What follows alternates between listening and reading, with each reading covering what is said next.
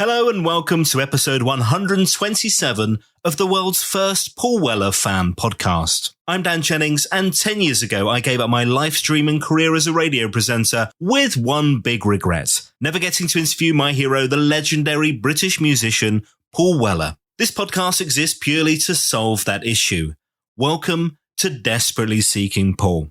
On this episode of the podcast, we have another world exclusive, a very special guest who has never shared his story. Let's kick off 2023 with tour manager Bill Wheeler. I know, right? What a surprise. Now, Bill has been part of the Paul Weller team since around 22 Dreams. His dad is the legend that is Kenny Wheeler. You've heard him on the podcast already. So we're going to hear stories from Bill's angle, the transition to Bill taking on a bigger role. We'll talk logistics, itineraries, traveling the world, and what they have planned for 2023. We even hear about some of the tracks that Bill has played on as well. Yes, he's credited on some of Paul Weller's music. Another very special guest. Let's get into it. Bill Wheeler, thanks for joining me. Quite all right, man. Nice to have you on, sir. Nice to track you down and have you here on this podcast. Yeah, I think I'm as surprised as you, to be honest. Yeah. He thought he was ringing for something entirely different here. Yeah, exactly. Yeah. Now, is this your first podcast experience? I listen to a lot of them. Yeah, this is my first ever podcast interview.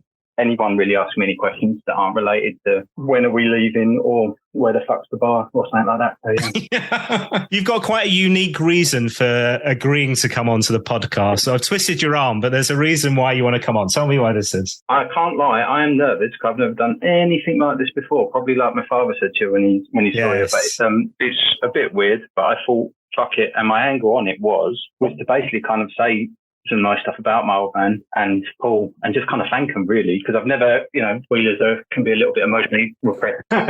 It'd just be kind of nice to say some nice things about my dad and also say some nice things about Paul, because again, both of them mean a lot. Paul, I'd just, do it fucking publicly. Yeah, why and not? Christmas is coming down, so he won't hear this stuff. Hey, well, look, so we're going to dig into your memories from growing up with your dad, Kenny Wheeler, who so many people have mentioned on this podcast. Obviously, Kenny's been on as well. But we're going to dig into the stories of life on the road, in the studio, the Jam, the Style Council, Paul Weller solo. And really interestingly, this kind of transition of roles from Kenny to you and where you are now as tour manager in this kind of setup, which couldn't be more radically different, I would imagine, from the beginning of the Jam and your dad getting involved. I mean, it's such a different industry that you're working in now. Let's kick off with your first memory of the Weller setup. Was from as long as you can remember, presumably Kenny was just doing this, right? Yeah.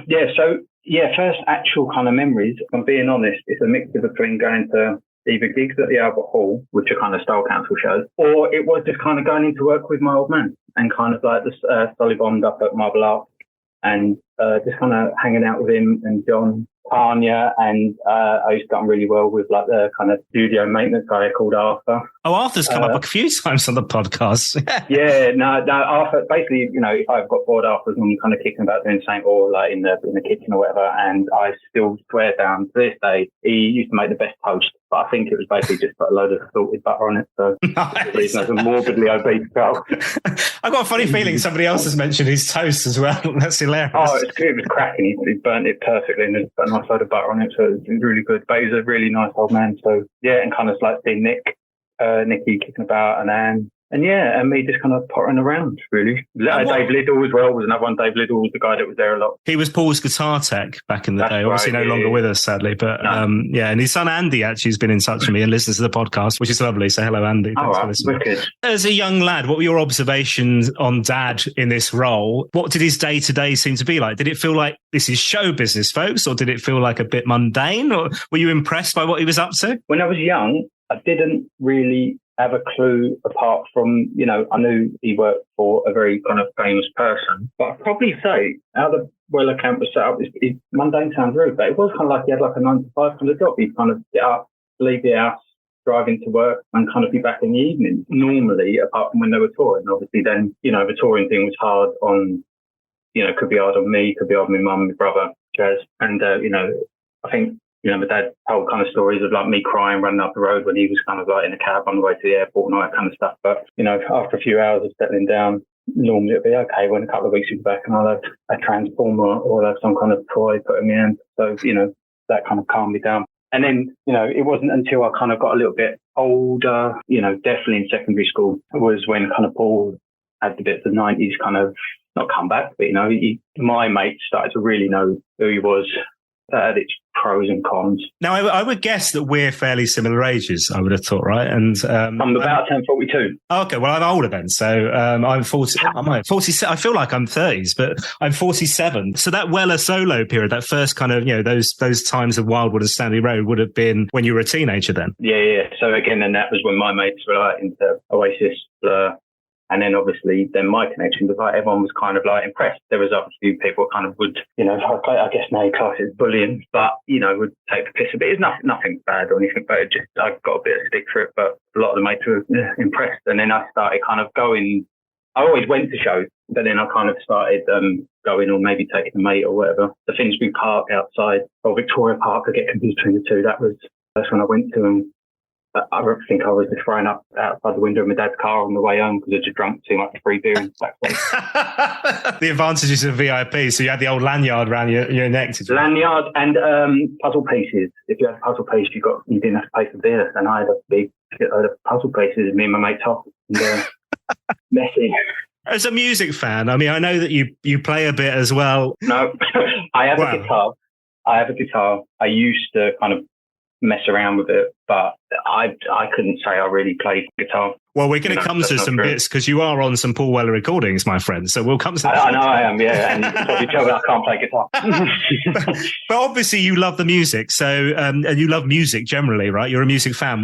You're not coming in from it of kind of going, my dad works for Weller, therefore I'm a Weller fan. I'm guessing there are other elements of music that you like, are there? Or is it not really a big part of your world, listening to music? It was when I was late teens, early 20s, I was kind of into it. But now, I wouldn't really class myself as a massive music fan, which is kind of really weird because, in this industry, you're kind of you're surrounded by people that kind of love it. But I've kind of just been gifted this really amazing job, but I'm not overly bothered, especially now as I got older. I'm really not kind of bothered about anything else. And I'm not I wouldn't really class myself as a big music fan. Right. I can't remember song titles and it's kind of weird. I'm just in it, which is great. And I think it kind of helps me a little bit. There are people who have been on the podcast from the early days, Kenny included, and people like Martin Hopewell, Tim Parsons, people who talked about this idea that, at the beginning, they were kind of making it up as they went along. They were having to find the venues and figure out how you could host a gig at an ice rink because these big arenas didn't exist. They were having to figure out logistics. I'm guessing that's very different to life for you now. Do you get it? Is your dad kind of going, oh, it's a piece of piss for you now, son? And those kind of things to you? Yeah, I think so. Like, it's definitely completely different. It's like, and I've said this to him numerous times, there's similarities between me and my dad, but there's a lot of differences as well. And I couldn't have done it when he was doing it. It was a different thing. I think you had to be kind of bullish. You couldn't take any shit, really. Whereas now you can do way more stuff in advance and way more stuff very quickly. It then leads to you get snowed under with multiple emails and phone calls and Zooms and stuff. But it's different. I couldn't have done it when he was doing it at all. And Dad's still involved now, but it's like he finds email a bit hard. But, he's capable. It's such a different thing, though, isn't it? Yeah. Kind of with him, it was like, actually, I'll pick up the phone and have that conversation. And so much of it written out on paper and pen and all that. It's just like... I remember like the fax machines in the old office and all that kind of stuff. And you get sent like venue specs from places and it'd be like fucking hand-drawn stuff. And it's like... And then half the time, you get told all this shit. And then when you turn up, nothing's what you've been told. And occasionally you get the elements of that now, but it's rare. But it's completely two different jobs, two different worlds, two different attitudes as well with crews. And let's talk about the jam. So the sound checks, I find remarkable the fact that Kenny and John, and they were letting these young fans, these kids into sound checks and stuff, which logistically sounds just fucking mental. But you went into the studio. Tell me the story from your point of view of going into the studio and what happened with cracking your head open. Well, I don't really remember too much about it before or after, but it was, I think I just went to work with Dad, and I can't remember the name of the studio in. I want to say it was Nomis, but I don't know. I just remember it was quite a dark studio, and then I was sitting on the sofa backwards, and I was pretending to drive a car, as you do, and then I put my foot down on the accelerator, which was the back of the sofa, and as I'd done that, I kind of like propelled myself back and just smacked me head. And then after, I don't really remember too much apart from Dad drove And I always forget this fella's name, which is really bad, but that, there was a guy that was working there, and I think I was kind of in his lap, and he was holding the back of my head, I was bleeding and stuff, and that was driving, and I guess swearing a lot. But that was one of the things people said, actually, listening to the Kenny Wheeler podcast. They were saying, hold on, he hardly swore at all. Oh, right, yeah, right. Yeah. No, I have to admit, well, I think I might have lapped him already. Yeah, he was very well behaved. I was impressed by how you interviewed him, and I was also impressed that he did it. So I was trying to push him to do it as well, because, you know, he's seen a lot, and it would be good for him to kind of talk about it. And I think it's interesting for Paul's fans to kind of hear those kind of bits and bobs. And also, I think, you know, Paul's fans also have a bit of an opinion on my old man, and it's a fair amount of it's true, but a lot of it isn't as well. He's a good man, and he just, for whatever faults he may or may not have, what he does, he truly cares about Paul. So it was always, everything was about what he thought was best to try and protect him in whatever situation they were in. Yeah, and at times he'd have to have those difficult conversations, or be, I mean, originally I think the job from John Weller was he was essentially like the muscle, right? He was like the protection. Pretty much. Yeah, that's my understanding of it as well. It's like, you know, my old man's always been a big fella. Yeah, that was it. And he knew how to handle himself in certain situations. And, you know, from what I've been told, Jam days were bonkers with the fans, and everyone was a little bit crazy. So, you know, they had to kind of wing it, and you needed some people that looked rather intimidating, and he definitely ticked that box, I think. Which I don't.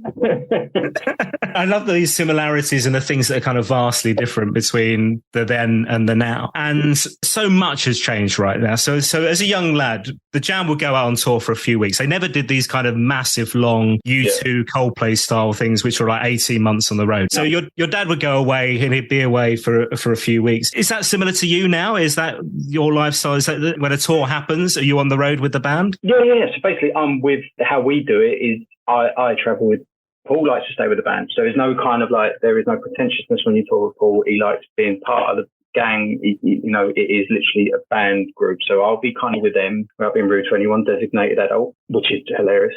And then the crew party kind of travel separately, because they obviously need to get to shows early, hang up, and all that kind of stuff. So then it's my job, and we also have Carrie Mark, the security guard, and he's kind of with us as well. So between me and him, he kind of rounds them up as well. Yeah, but I'm with Paul. If we have to ever, sometimes, you know, especially in Europe and America, we've got long drives. Paul has to travel separately a little bit, just because, you know, he doesn't like doing overnights on buses, which are great, and it's the best way to actually do the travelling, because you do all the travelling in your sleep. But he likes hotel, shower, but then that also means next day getting up kind of early, airports, trains, and all that stuff. And if that's the case, then it's normally just kind of me and him just jumping in cabs and bouncing around airports or train station. And how much has that changed, that kind of experience on the tour bus, from the times of, I mean, I know you weren't there, but you may have heard stories from your dad and stuff, where people were talking about the Style Council, for instance, they'd all sit and watch movies together, like Carry On or cartoons and stuff. Whereas now we all have a computer in our hand, essentially the smartphone, and we can consume our own music, our own videos. How much of it is when they're on the bus, they're together and they're doing things together as a team, versus being sat in seats and listening to their own thing or just doing their own thing? I would say like 80% of the time, they're always kind of hanging out together, especially with the new lot, but you got like, you know, Crofty and Ben and, you know,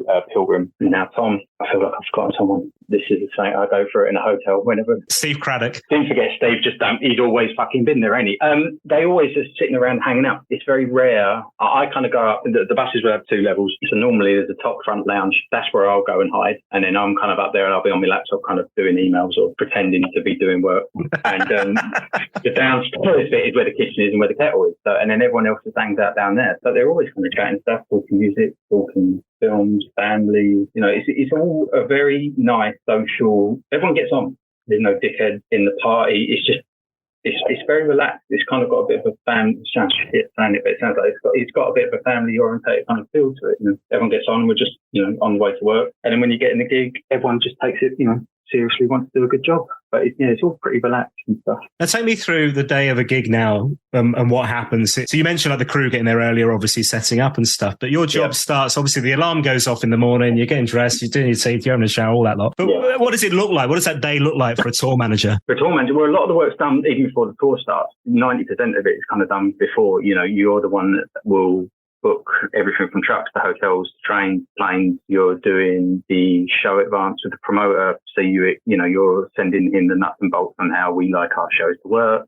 Everything from a loading time. It's everything. You're dealing with a catering company, what people like to eat. It is literally everything about kind of blowing my own trumpet. But it sounds like a lot, but once you basically have a bit of a system going on. So you do all that in advance, and then you just hope that everyone's listened or read what you said, and also in return that I've taken in any issues that there might be, because some venues have little quirky kind of things, or you can't, load it into 10 or something like that. And then on actual show day, like, hopefully if you've done your job all right, you didn't really have too much to do until you get down to a gig. So it's like, I like getting down there early. So sometimes I'll even kind of I'll be with the band in the hotel, but I might just shoot off a good few hours early just so I'm down there. I can get set up, and then I'll be doing guest lists. I'll be working on some, so if it's a longer tour, I'll be doing some bits of the future shows. Trying to think. It's like, it's another thing. I have to write everything down then. So every single day I'll write down the to-do list, and it's repeating stuff like day to day. Set list, which, Paul likes to do that not last minute, but after a sound check.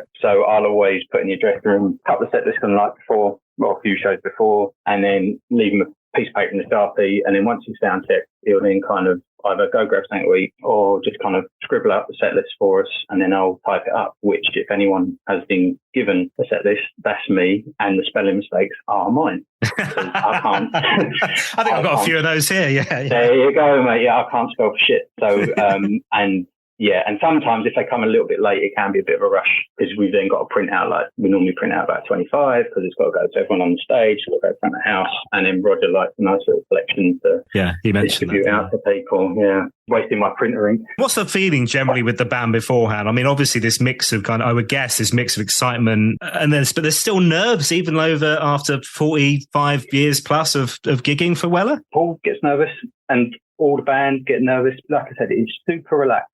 And then about an hour and a half before he's due to go on, you start not seeing a change in mood, but you definitely kind of, they start planning what they're going to wear, and, they start getting into their little kind of routine as well. Paul will normally go down, and some of the guys will go down and watch whoever's supporting. And then once that's done, we've normally got about half hour to go. And that's when you see him a little bit nervous, a little bit kind of jittery. It's more of a case they just want to get on. And then from what they tell me, as soon as they get on stage, nerves just go disappear. It's just that little bit before. And so if we have a problem on stage, which again is rare, but we did a show in Cornwall in the summer, which was interesting, and we had the rain came down pretty heavy and started blowing in the stage. You just had to kind of delay it, and we didn't know how long the rain was going to go for. If it carried on going, the whole gig was going to get pulled. But it's we got the band on the side of the stage, and this is where it can get a little bit tricky for me. We have a stage manager, they're telling me what's going on. I've then got to relay that to the band, whereas the band just want to go. Now the drinking days have gone away, which was a long time ago. Paul is way easier to kind of explain these kind of things to, whereas before, the nerves have got the better of him, and he might have just walked past and gone out, So I'd love to understand this transition, because to me, it feels a bit like this feeling of kind of Jedi and Padawan. I don't know if you're a Star Wars fan. I was just watching Andor before we started. Oh, I haven't seen any of those yet. It's on my list. I'm up to 6. It's really good. Okay, but it feels like that. Do you know what I mean? It's like, here's a Jedi Master, Kenny, and he's handing over the lightsaber to Bill. How did it come about? Was it always that you were earmarked for this role? Was it something you were passionate about and wanted to do? How did you fall into it, stumble into it? Talk me through that kind of transition. I think it goes back to, I'm guessing it, but again, I was me and my brother, I was the one that always kind of went into work more than my dad, from memory.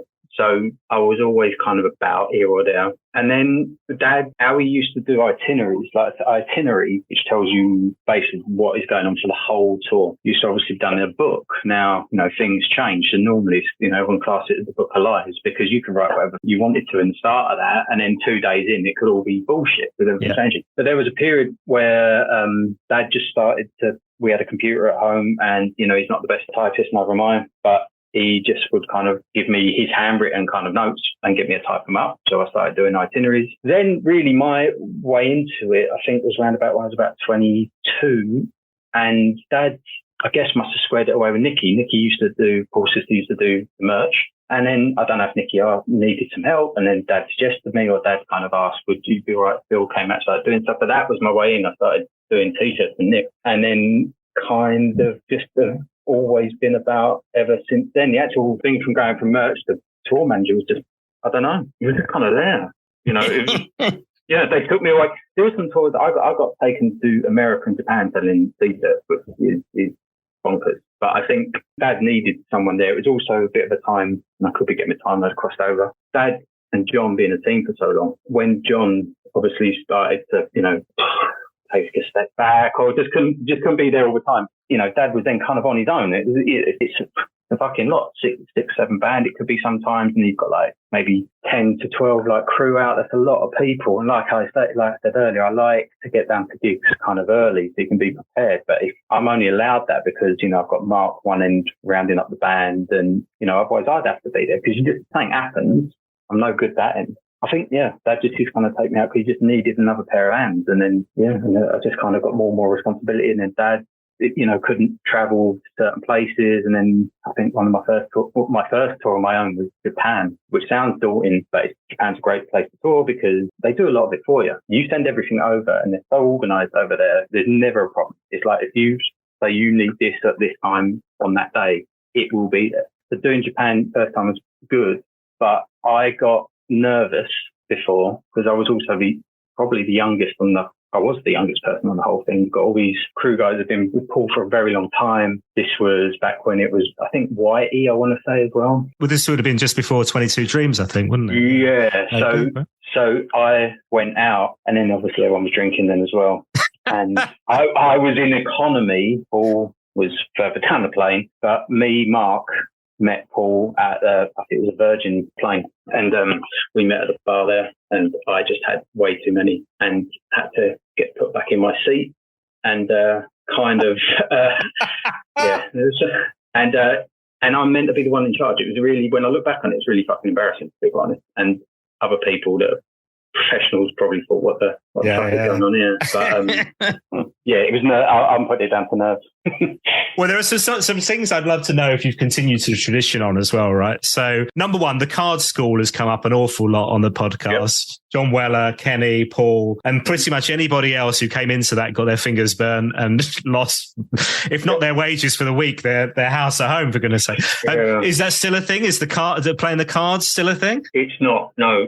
Like Dad and Paul's wife Hannah used to play a little bit, and then no one else plays. I'll warn them all. I've sat in gigs when Dad took me, and I've seen some of I don't know what the notes were, but there was a lot of them, and normally a couple of people went away rather upset. But if Dad won, that probably meant we were going to go to Disneyland. So thank you very much to whoever. Thanks to all those honorary counsellors and yeah. Fucking thank you very much, man. Yeah. Kenny also has a system of fines for various different things, right? Is that still a thing? No. This is again where it comes from. Like maybe Dad could enforce that a little bit more with his personality, shall we say? Whereas who's going to fucking listen to me if I try and have like 20 quid off him for turning up half hour late? But again, I don't have to because everyone is extremely good at it. They will laugh if any of them listen to this back because I normally will still dig them out a bit, but everyone in the band's really cool and just there to just do the gig. So if you kind of say 12, they'll be there at 12 and then we're good. Paul's good at timekeeping as well. Okay. So I've got no tips to say about people really in that kind of way. Yeah. No, but there's so much you hear, isn't there, about kind of, rock and roll and the amount of divas and somebody on the podcast is talking about Axl Rose not turning up to a gig like 3 hours late and banging into the curfew and all kinds of stories like that. Whereas it seems everybody has said, it's very professional. It's kind of, very respectful. And ultimately they really care about giving a good performance to the fans and all that's it's really important. Everyone we've got working on it now, especially now, because we've got a different kind of crew. Roger's been about a bit, and we just lost bands like he died, which will make him laugh. And Jones, who was Paul's front of house guy for a long period of time, just retired. But everyone, band, crew, everyone takes it extremely seriously. But it's not like we're all like miserable and blah, blah, blah. It's you're there to do a job, and everyone wants to put on a good show.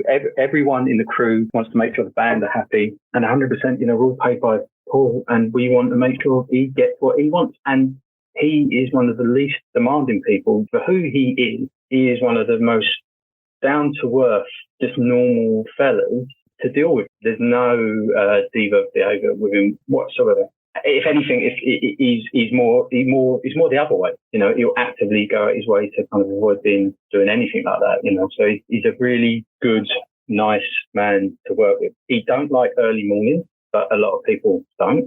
But he'll still be there. He'll still be on time. He'll just be wearing glasses, I think. But also he loves a late night. So the amount of people who have had texts at 2 a.m. recommending a song or sending them something work in progress. I think even on Joe Wiley, I was listening to him the other week, and he was saying he'd been up till 4 the night before, just kind of noodling around and stuff. No, he's nocturnal. I don't know if I get to the age that he is. I wish I have half the fucking energy he does, because I don't know how he does it really. To do, what he does as a living and with, his family, just everything that he's kind of got, what he does, how he motivates himself each morning, I don't know. But yeah, that is the downside. It's like, we'll probably start traveling on Saturday around about 12. So he's up from 12, and then say a gig doesn't finish till 10, 11 or whatever. And then we might be staying in a hotel about an hour away. So that can put you near midnight again. And then also you've got to appreciate that him and the guys are kind of wired. If the gig's gone well, they got a buzz, they got adrenaline going. Yeah, so it's hard.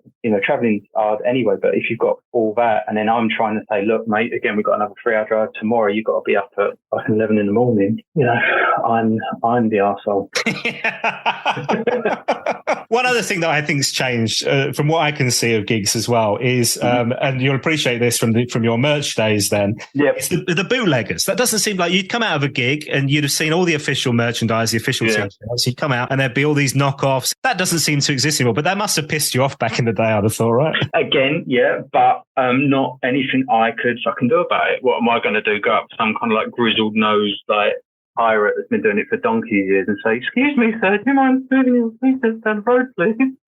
No, you just have to swallow it. At least I was indoors. I was warm. They're outside cold.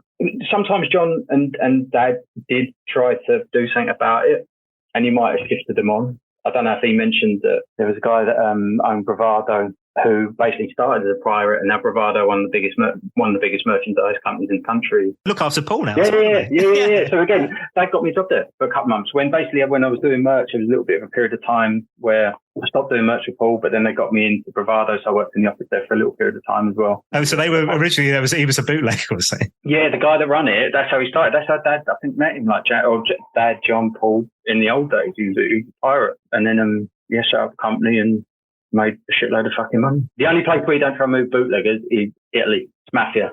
Right. But they tried. Never mess with that, mafia or ice cream vans. That's the thing I've learned. That's the one. Yep. Don't mess around with that. So let's talk about some of the places you've been, because I'm guessing it's pretty much the entire planet, right? Yeah. We've been around UK, obviously shitloads. Mostly Europe. I think I've been up Scandinavia Paul once. We've done like Norway, Sweden. I don't think I've been to Denmark with him. And then you've been around America. I've never been across the bottom of America with him. I think my old man did once. Do little parts of Canada. We get over to Vancouver.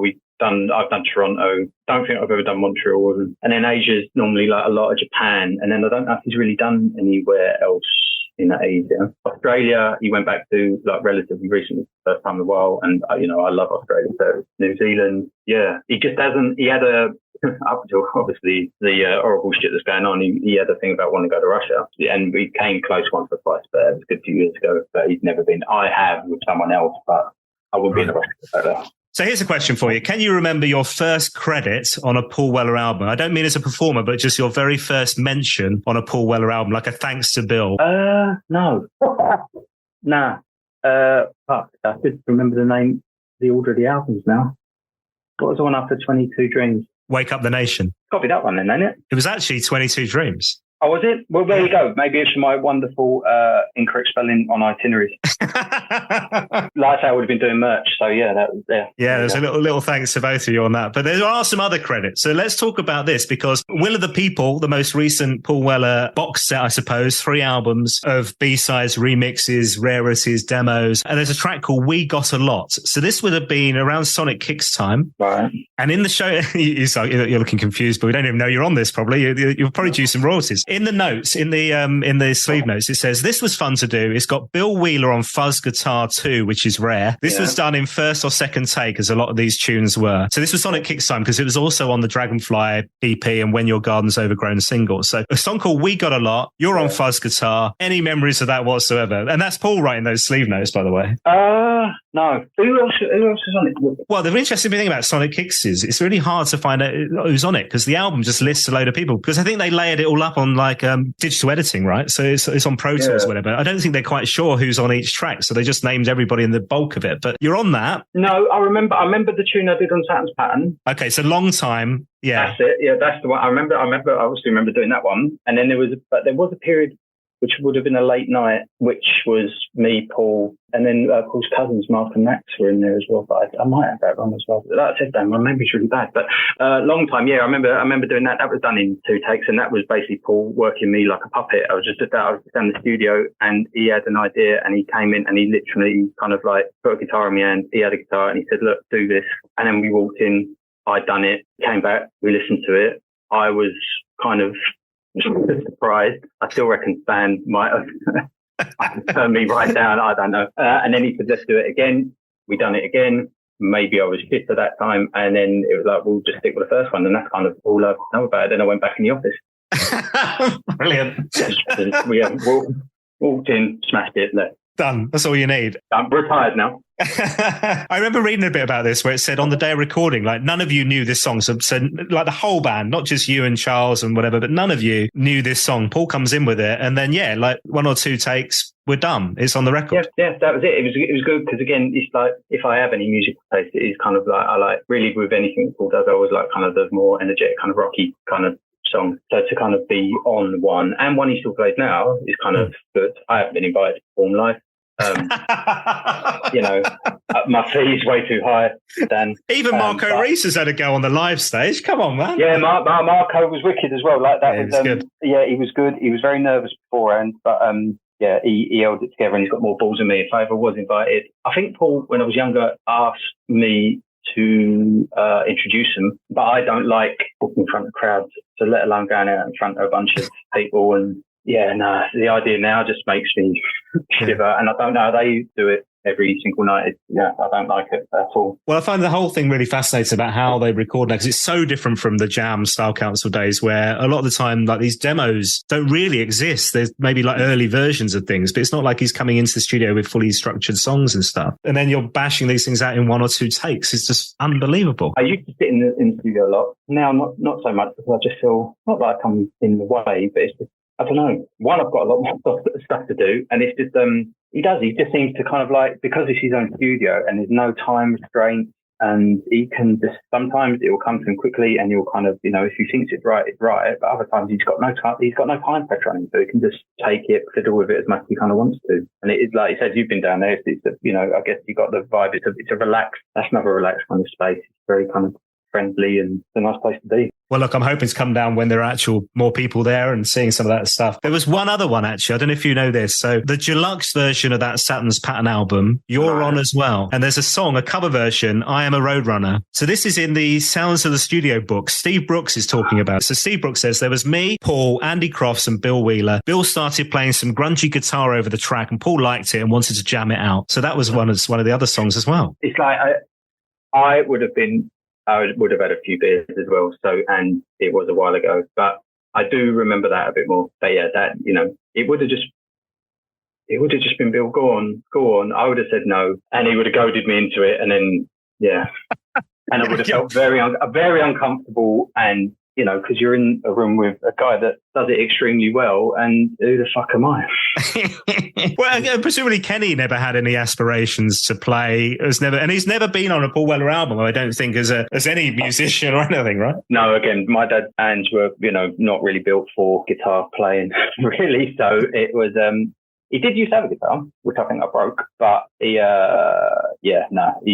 same as me now. He just never any interest. Dad's a big music fan and stuff, actual playing. Yeah. It'd be lovely to hear your memories of John, because you obviously got to see that chemistry between these two great friends, but also the triangle, the three of them, Kenny, John and Paul, and that dynamic, that chemistry between the three of them. Yeah. John was just like, I know John did a few interviews, and he just was what he kind of came across as. He was a very kind of genuine, down-to-earth person. He was just super friendly to everyone. And my dad loved John to the bone. It's like he felt a lot of gratitude towards John as well, because my dad, like you said, went from potentially being like security to being just given this ridiculous fucking opportunity. my dad's forever been grateful to the Wellers. And John was just like a really nice guy, and they were kind of mates, and then they just kind of like travelled around the world. It's hard to kind of explain because it was kind of just like a group of mates going around having a laugh, really.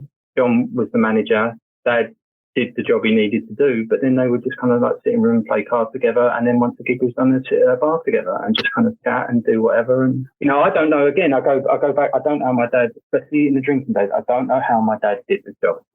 He claims he never really got hangovers, but he'd be up late nights, and I tried to do it for a couple of years, and I just couldn't. And so when Paul stopped drinking, it was kind of good. Everything kind of died down a lot. So I'm kind of happy for that. But yeah, no, John was really good, always really good to me when I was a kid, always really good to me like when I was older and when I was doing merch. He used to like the fact that I used to bring all the cash at the end of the night. So he was normally happy to see me come in. Same for Anne as well. Like I'm still, I like to think I'm pretty close with Anne. Anne's a lovely lady that I get on really, really well with as well. Seeing John loads still, it's been probably like 10, 12 years now. It's always had a family element to it. It's tight. Paul and the Wellers, I would say, are kind of like all of them are loyal people. They're very down to earth kind of loyal people. It amazes me how here we have a musician who we are now 45 years, just over 45 years since that Jam first single In the City, right? But here's a guy who still wants to make new music. We're still getting, Fat Pop on Sunset. But also when you see a live tour, those tours that you put together, this is not a guy who's rattling through the greatest hits. It's not the same show every night, that he's kind of, he's not a heritage act in that way. And I don't mean that disrespectfully to those that do that and have a career from that. A fair play, but he just wants to keep pushing it forward. And I just find that remarkable because, so many of us, it's just, so some things it's just hard to keep things fresh, isn't it? In these kind of, in any job, I think. And he considers it to be a job as well, from what I've read. He does, but he will also kind of openly say it's like he's got a couple of things in his life, which is like, it is his family, it is clothes, and it is music. And that's not bullshit with him. It is like music is everything to him. So again, his focus and his drive, I don't think that's never going to fucking leave him. And it's not fake. And he doesn't like going, he said that a lot as well. He doesn't look backwards. He looks forwards. He almost gets agitated if you kind of mention old songs to him a little bit, because it's like, well, I've done that. If he could, he would just play new stuff at every single show. He's playing some of those older songs because he likes playing them, but it's like he's doing that for the audience to come. He would just play new stuff all the time because that's what he's into the most at the time. Because if you think about like the early Paul Weller solo stuff, it was all like the very first at the beginning, he was having to dig into that Style Council and Jam and stuff. But then for quite a long period of time, good 10 years, I reckon, he wasn't playing any of that Jam Style Council stuff. It was just what's new. And there's a bit of me now where I'd love to see On Sunset live. I'd love to see Fat Pop live. I loved the Sonic Kicks when he did that a while back, which I imagine was like logistically from a tech point of view was horrendous to organise. That was a bit intense. There's a couple of tours that always stick in my head, and I really enjoyed that one. That was good. I didn't like the fact that I was the one that had to kind of like trigger the intro. So I was on the side of the stage with a fucking headset like a loser. What happened to press the start button? If they gave me a big red button, I would have been way happier. But no, you have to kind of like cue the front of the house and cue the lights. It was like an actual kind of production. But I enjoyed that tour. I was gutted about the On Sunset tour not happening because I really liked that album. I thought it was really, really good, and we had everything in place to kind of go everywhere. And then obviously the pandemic kind of hit and it all went tits up. And I read in an interview that he said that he had some different plans for that tour. There were some different thoughts around how he was going to present the music, or I don't know if you're aware of any of that. Or No, not that he kind of told me necessarily. Anything like that. He would just kind of do with the band. And then Paul's never been a stage production. We've done a few kind of things like when we've gone into arenas, but he has no interest in that. He just wants to go to be about people going to the music. I don't know if he had an idea for changing stage layout or anything like that. I don't know. We never really got that far. No, but it was such a shame. And obviously that pandemic crucified all of you in terms of, getting out on the road, and your job is, for that period of time is kind of almost non-existent, right? I am extremely fortunate with my circumstances with working with someone like Paul, because he looked after me throughout the whole time. He looked after me, he looked after my dad. Again, it goes back, he's a good, solid person. I'm sure other acts kind of looked after some of their crews as well, as best they could during that time, because obviously they were struggling as well. So it was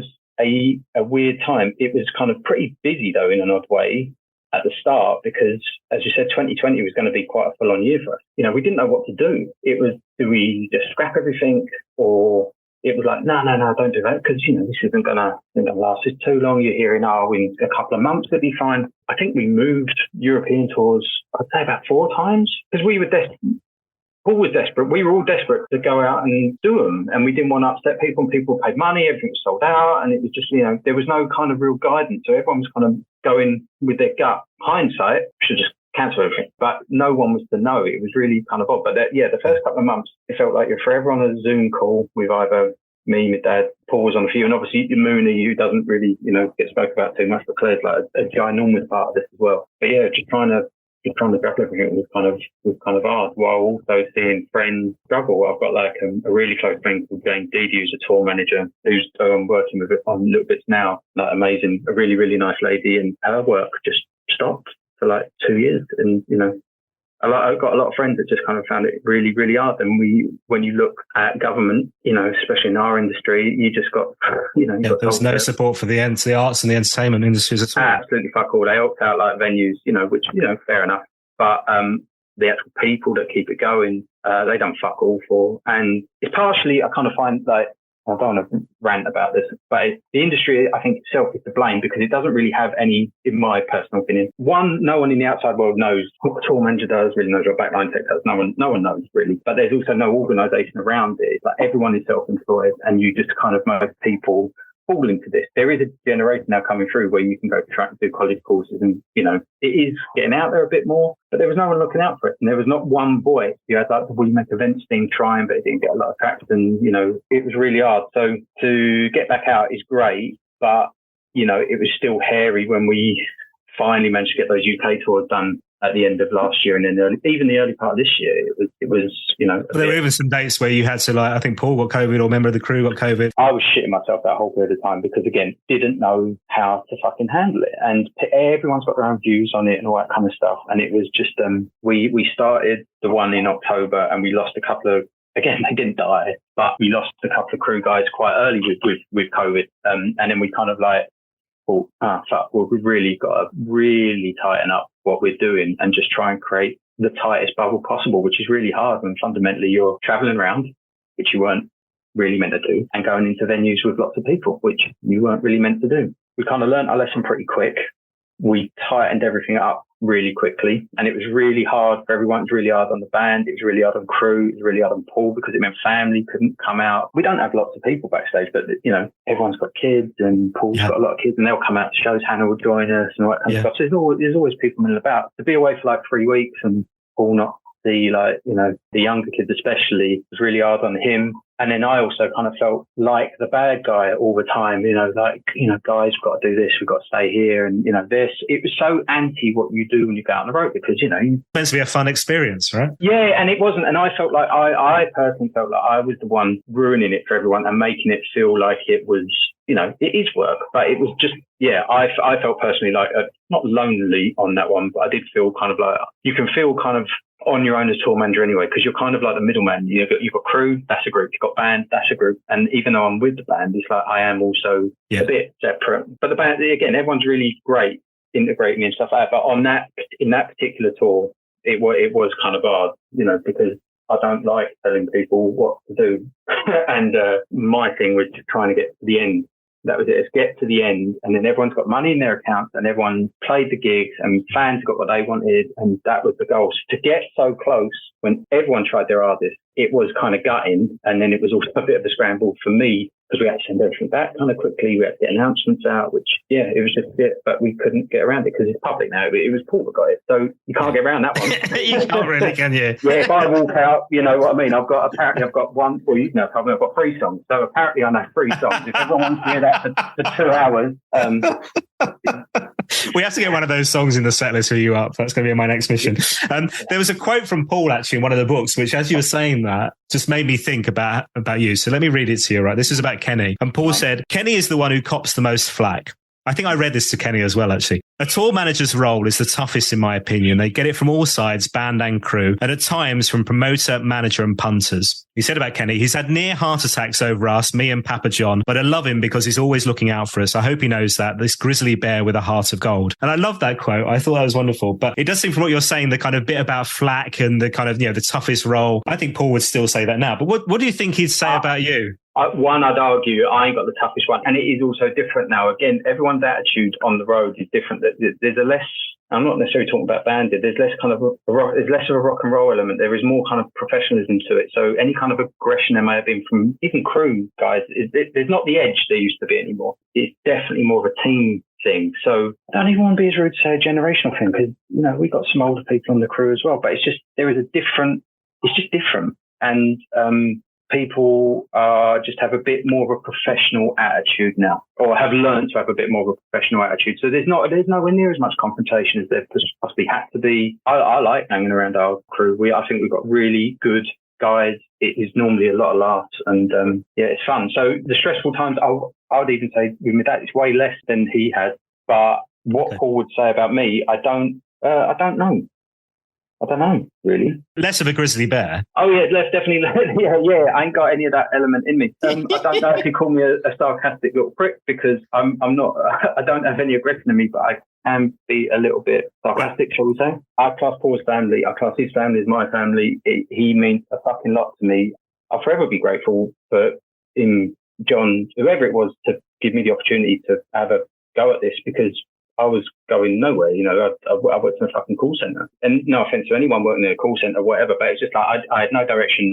When I came out of school, I didn't know what I wanted to do. Nothing. Dad getting me into this helped me, because at the time I was going through a bit of a bad period as well. So he just kind of got me away from it all. And so my dad, I'm the ultimate sign of like nepotism. It's like, but I've everything that I've got to my dad and Paul. That's pretty much all I can, that pretty much kind of sums everything up. Everything is down to them. And yeah, I'll forever be grateful. Whatever he needs me to do for him, and I have told him he's probably drunk, but I'm reiterating it now in public. It's like, whatever he needs me to do for him, I will do, but I'll kill a person.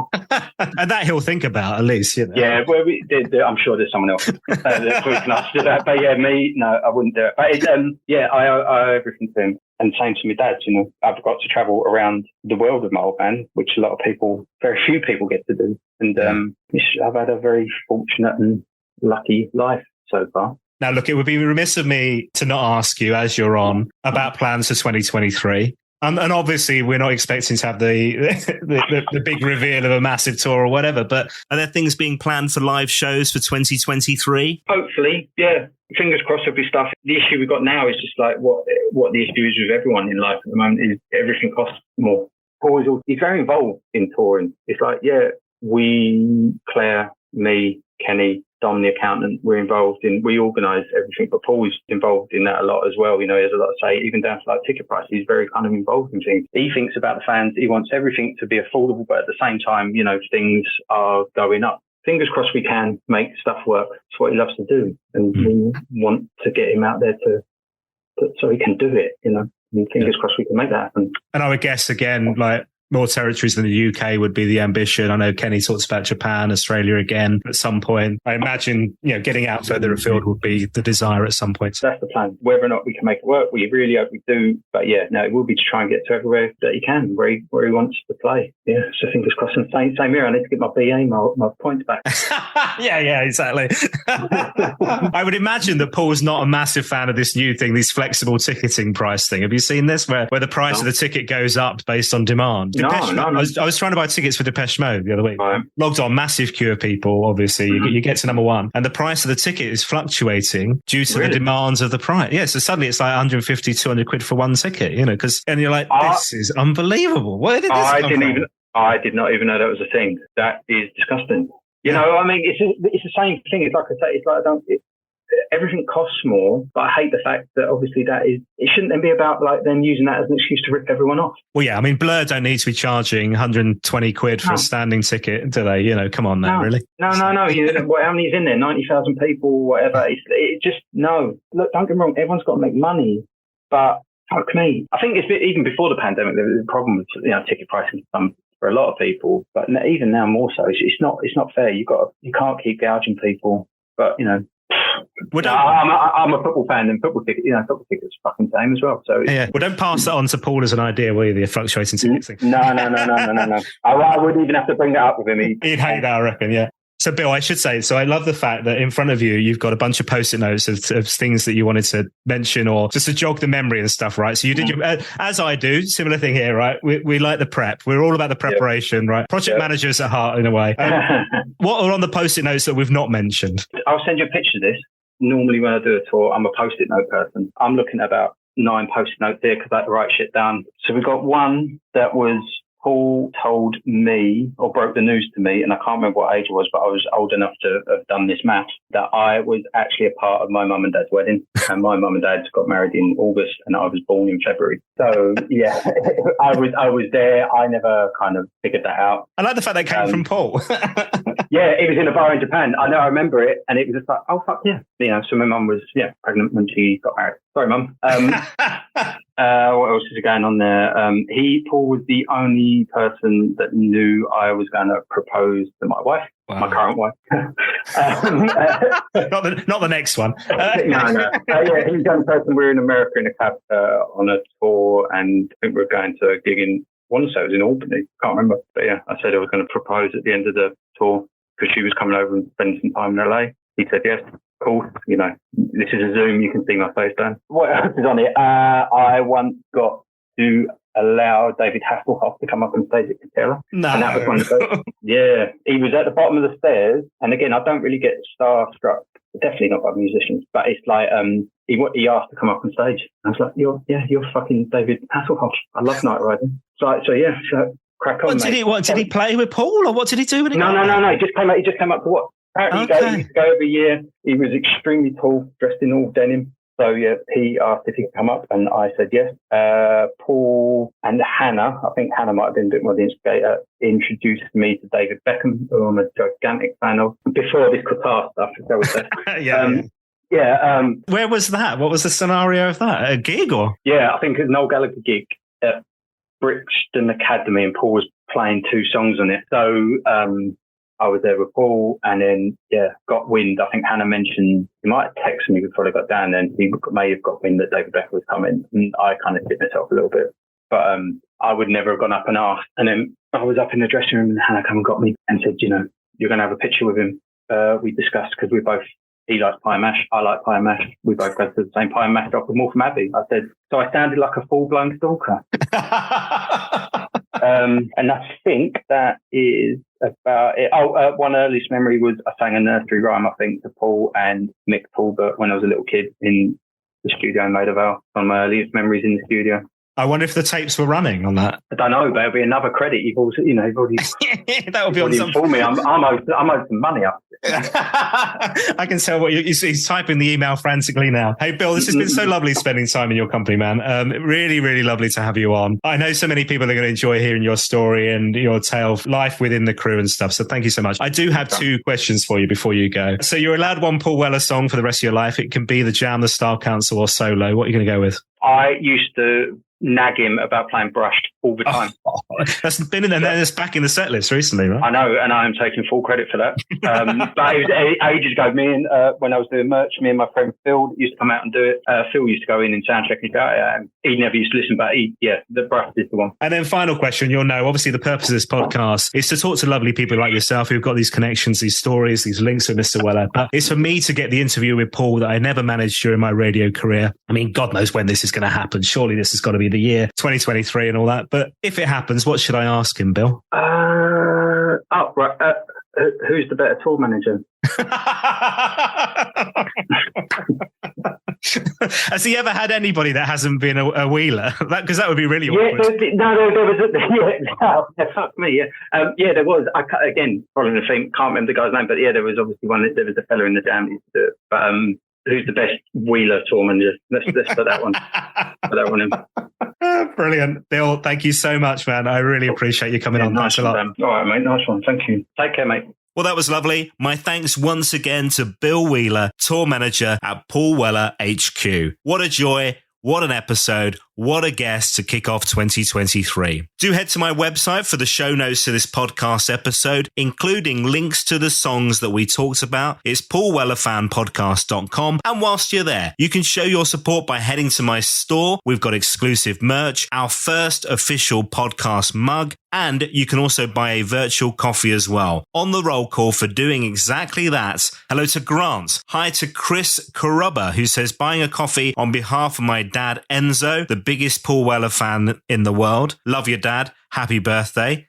Thanks, Chris. And hi, Enzo. Hi to Ian. Thanks for your virtual coffee. Cheers to Vince Bicarino as well. Thanks for your generosity, sir. Much appreciated. Ditto, Sean Wilson. Hi, Sean. Steve Henson. John Reed. Martin Bonham, Mike C, Simon Cartledge. Hello to you all. Thanks to your virtual coffees, Martin Glover, Steve Perry, Peter Cook, Terry Vine, Andy Tolcher, Brian G, Mike Steer, Steve Perry, Alex McLaughlin, Ewan, Jen, Brian, Stu Burns, Colin, Jane the Jam Tart with a heart, Nick Keane, Roger Clark, who says, we love the podcast, Dan. Such passion from such a wide range of Weller connections. Please give a shout out to our cycling club, Moon Glue Cycling, based up here in Ripon, North Yorkshire.